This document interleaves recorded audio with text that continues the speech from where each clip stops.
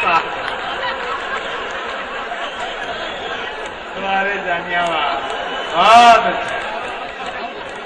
देखो अपन क्या कि भावुक बहुत मालूम है कि लोग इतने भावुक अपने को मालूम ही नहीं पड़ रहा।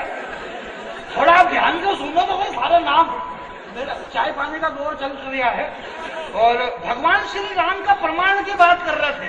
अभी भगवान श्री राम के नाम का पावर तो देखो कि एक झटके में राम जी की कविता पढ़ी और चाय आ गई फटाक से। भगवान श्री राम के नाम का पावर, प्रभु श्री राम नहीं होते तो क्या हनुमान जी होते? हनुमान जी हमारे बीच में और हम हनुमान जी की शरण में, खेड़ापति की शरण में यहाँ पे खड़े हुए हैं मेरे भाई। और एक बात मैं आपके बीच में बता देना चाहता हूँ, इस देश के अंदर हम भी छोटी मोटी बातों पे लोट लेते हैं जबरदस्ती का कि हमारी धार्मिक आस्थाओं को ठेस पहुंचाई जा रही है। चलो दिल्ली में धरना प्रदर्शन, बोले किस बात का? बोले हमारा राम सेतु तोड़ा जा रहा है, हमारी धार्मिक आस्थाओं को ठेस पहुंचाई जा रही है, चलो दिल्ली में धरना प्रदर्शन। मैंने कहा यार हम लोट मत लो, नहीं टूट गया वो और उसको कोई भी नहीं तोड़ सकता, टूट ही नहीं सकता यार। हमारी भारतीय संस्कृति में 33 करोड़ देवता है, 33 करोड़ देवताओं ने पृथ्वी पे वानरों के रूप में उतार लिया, श्री हरि नारायण विष्णु ने राम के रूप में उतार लिया। जिस सेतु का निर्माण 33 करोड़ देवता मिलकर के करे, संसार में ऐसी कोई ताकत नहीं जो उस सेतु को तोड़ दे मेरे भाई। आप थोड़ी बहुत तो अपने आप को विश्वास रखो कि वो नहीं टूटे, नहीं इसके बाद भी अगर मान लो कि वो टूट जाए तो अपन बदल जाएंगे कि और कुछ है, राम सेतु है ही नहीं।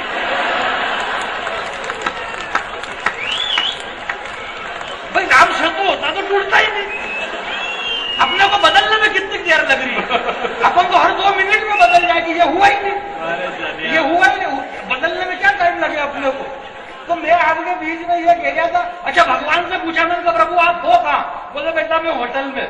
मैंने कहा होटल में क्या कर रहे हो? बोले हर 8वें रोज आतंकवादी मेरे मंदिर पे हमला करे, संकट मोचन मंदिर पे हमला कर दिया बेवकूफों ने, अक्षरधाम मंदिर पे हमला कर दिया। इनको यही मालूम नहीं भगवान खुद आजकल मंदिर में नहीं रह रहे हैं। भगवान मंदिर में बैठेंगे कि इधर उधर केस लड़ेंगे। मैंने कहा भरपू कहाँ? बोले बेटा होटल में रह रहा हूँ आजकल। मैंने कहा कारण?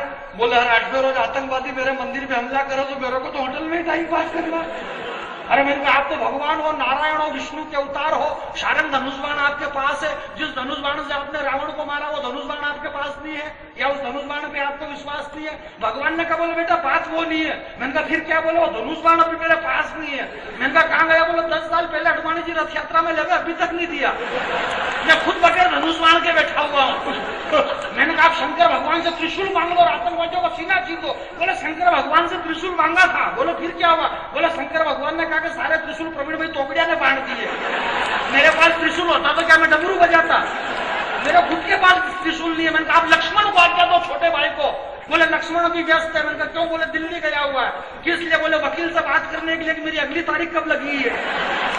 मैंने कहा भरत और शत्रुघ्न को बोलो। बोले भरत शत्रुघ्न बहुत बिजी हैं। बोले क्या कर रहे हैं? बोले वो इस बात के सबूत जुटा रहे हैं कि मैं ही राम दशरथ का बेटा और अयोध्या में नहीं पैदा हुआ था।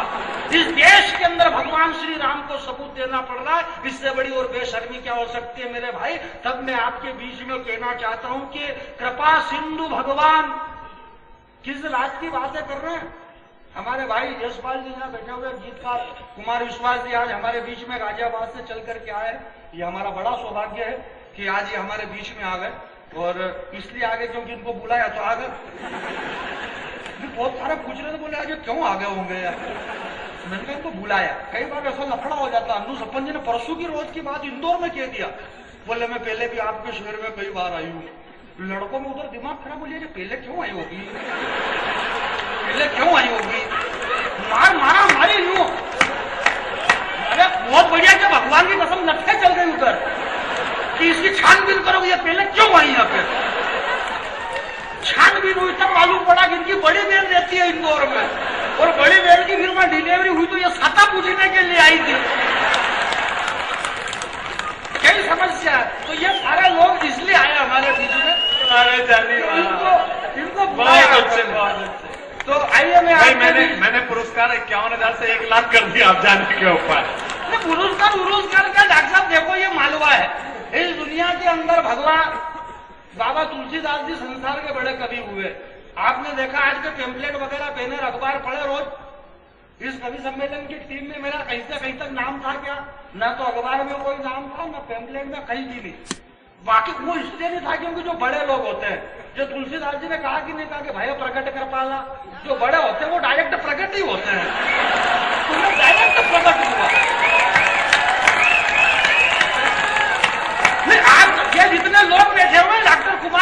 जी देश के बड़े कवि है, हिंदी कवि सम्मेलन का कुमार विश्वास जी पे एहसान है। देश के सारे बड़े से बड़े कवि हैं, परंतु हिंदी कवि सम्मेलन का कुमार विश्वास जी पे एहसान रहेगा, जिन्होंने कवि सम्मेलन को अमीर बनाया, कवि सम्मेलन को बड़ा बनाया। कुमार विश्वास हमारे बड़े कवि है, परंतु कुमार विश्वास जी के लिए ये ताली मैं दूसरी बात में बजवाया था, तुमको मालूम भी नहीं और तुम बीच में बजा लो, ऐसा मत करा करो। मान लो मेरा मन अगर और कुछ बात कहने का था तो मैं आपके बीच, देखो मैंने आपसे पहले कहा कि मैं बैरागी आदमी हूँ, मैं सारे मंत्र जानता हूँ, मरे गरे के भी जानता हूँ, शादी ब्याह के भी। वो एक आदमी आया बोला जानी बाबू अपने को कथा करना, मैंने कहा काई की, बोला सत्यनारायण भगवान की, मैंने कहा कर दूंगा। जैसे भैया को गुरुड़ पुराण सुनाना था तो मैं गया फटाफट, वो क्या हुआ कि जल्दी जल्दी में कथा की किताब भूल लिया, पहली दूसरी क्लास के छोरे छोरी की किताबें हाथ में आ गई। मैंने कहा मामला कॉन्फिडेंस से लेना पड़ेगा। मैंने प्रथम अध्याय शुरू करा, मैंने कहा प्रिय भक्तों, बड़े हर्ष की बात है कि एक समय नेमी शरण वन के अंदर सूत जी महाराज 88,000 ऋषि महात्माओं को एकत्रित करके कहने लगे कि तितली रानी सबके मन को आती हो, रंग बिरंगे पंख तुम्हारे हाथ नहीं आती हो। एक आदमी बीच में से खड़ा होकर बोले बेवकूफ समझ रहे हो हमको, ये कोई कथा हो रही है क्या? मैंने कहा धर्म के काम में टांग नहीं अड़ाना, जो चल रही है वो बढ़िया चल रही है। भगवान ने तितली रानी को पंख दिया, इसलिए तितली रानी उड़ेगी, चाहे वो भोपाल से उड़े चाहे दिल्ली से उड़े, पर उड़ेगी, क्योंकि वो तितली रानी है। ये प्रकार प्रथम अध्याय समाप्त किया, दूसरे में दूसरी किताब हाथ में आ गई। मैंने कहा दूसरे अध्याय में सूत जी महाराज कहने लगे कि उठो लाल आंखें खोलो, पानी लाई मुंह धोलो। बड़े सवेरे मुर्गा बोला, चिड़िया ने अपना मुंह खोला। एक आदमी डंडा लेके मंच पे आके बोले बेवकूफ समझ रहे हो पंडित जी, ये उर्गे मुर्गे कोई कथा में आते हैं क्या? मैंने कहा तेरे से कहा ना कि धर्म के काम में टांग नहीं अड़ाना है। मुर्गे का त्याग कितना बड़ा, बोले क्या खाक त्याग है? मैंने कहा आदमी जब चुनाव हारता तो टेंशन में मुर्गा काम में आता है, चुनाव जीतता है तो खुशी के मारे मुर्गा काम में आता है। मुर्गे की फाइल दोनों तरफ से सलट रही है, इसके मुर्गे को कोई नहीं रोक सकता। मुर्गा विधानसभा से लेकर संसद भवन तक बोलेगा, बाकी मुर्गा बोलेगा। एक बार दोनों हाथ को उठा करके ताली बजाइए।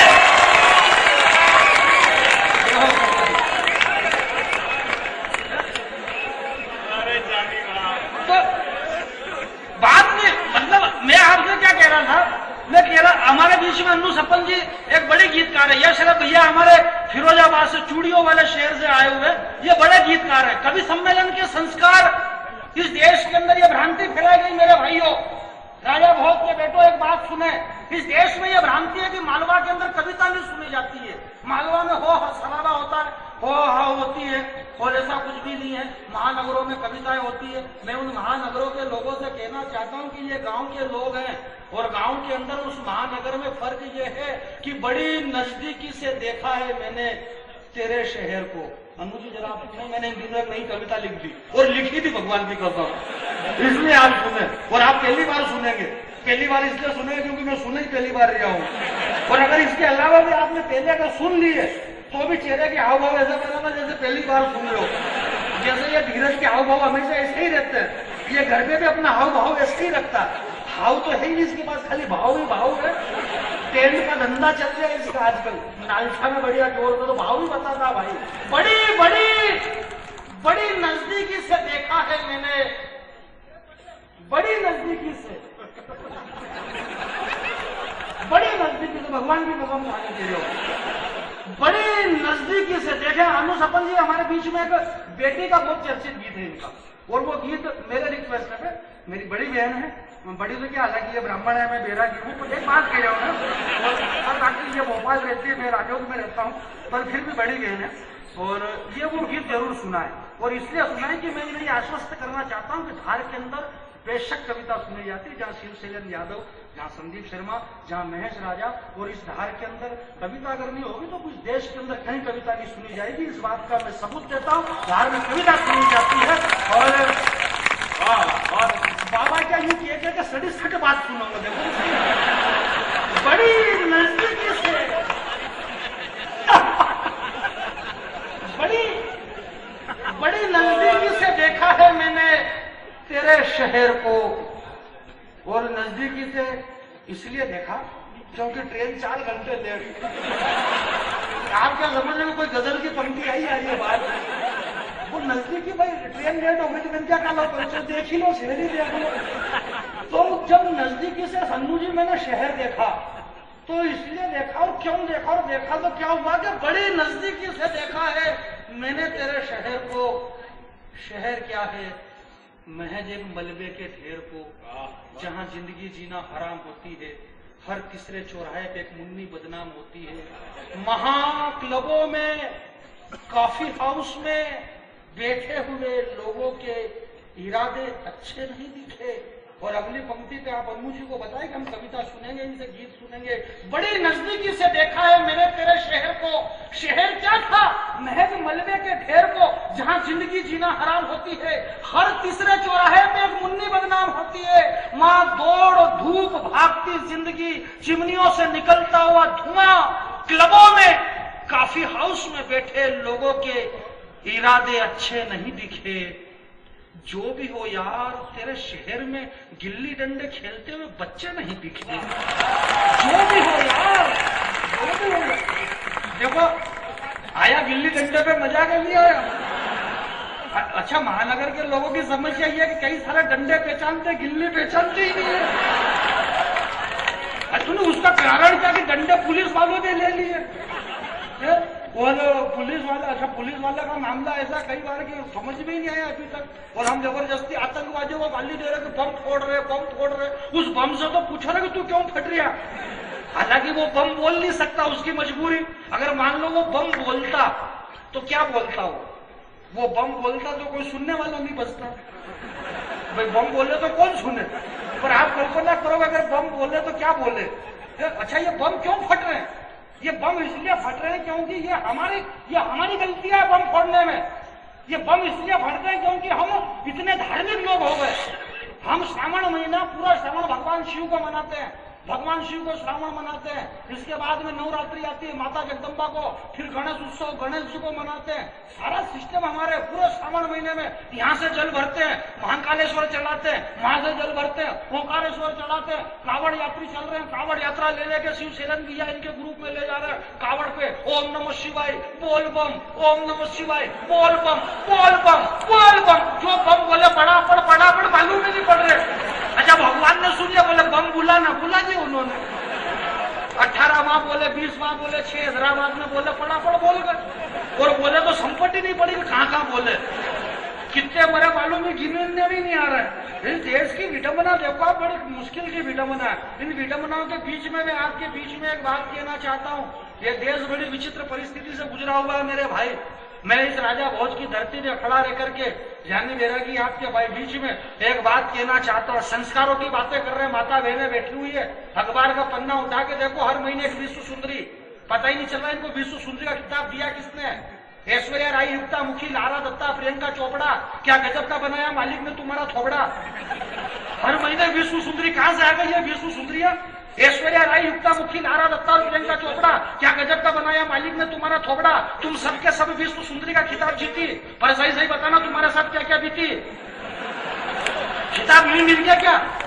हमारे में संस्कार और संस्कृति को कहां रौंदा गया होगा। इस देश की विडंबना, ये समय के साथ में हमने शब्दों के अर्थ बदल दिए, परिभाषाएं बदल गई, नग्नता की परिभाषाएं बदल गई। शब्द बदले तो नग्न शब्दों की दुनिया में नग्नता दो ही अच्छी लगती मेरे भाई।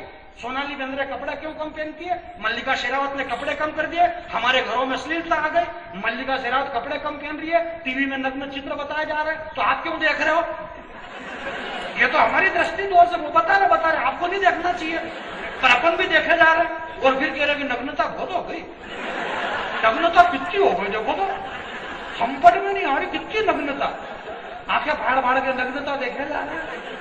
और जो नग्नता हो गई, क्या बात कर दी यार। इस दुनिया में नग्नता दो ही अच्छी लगती है भैया। या तो नग्नता माँ की गोद में एक नन्हा बालक खेलता है, उस बालक की नग्नता अच्छी लगे, या फिर नग्नता उसकी अच्छी लगे जिसका तन कुंदन, मन कुंदन, तप तप कर तन बना होगा कुंदन। भला दुनिया में उससे ज्यादा सुंदर मूर्त क्या होगी। और जिसने वासना और विकारों का त्याग कर दिया, उस महावीर को वस्त्रों की जरूरत क्या होगी। या फिर नग्नता उसकी अच्छी लगे मेरे भाई। इस देश के अंदर हमको मालूम ही नहीं और हम जबरदस्ती चिल्ला रहे, पहले जानकारी प्राप्त करो। जानकारी है ही नहीं और नेता सड़क खा गए, यूरिया खाद खा गए, ये वो खा गया, वो कोयला खा गया। आप जानकारी प्राप्त करो। आज से 5000 वर्ष पहले जब कृष्ण कन्हैया घुटनों के बल चलते थे। माता यशोदा ने कान्हा से कहा, बोले कान्हा मुंह खोलो, कन्हैया ने गर्दन हिला दी। माँ यशोदा ने कहा कान्हा मुंह खोलो, कन्हैया ने गर्दन हिला दी। और जब माँ यशोदा ने डांटा कन्हैया को, कान पकड़ा, बोले मुंह खोलो कन्हैया। और वो कन्हैया, नन्ना कन्हैया अपने तप बल से योगेश्वर बन गया। और उस योगेश्वर कन्हैया ने जब मुंह खोला तो मुंह के अंदर पृथ्वी, पाताल, तल, तलातल, महातल, भूतल, सतातल, सतलोक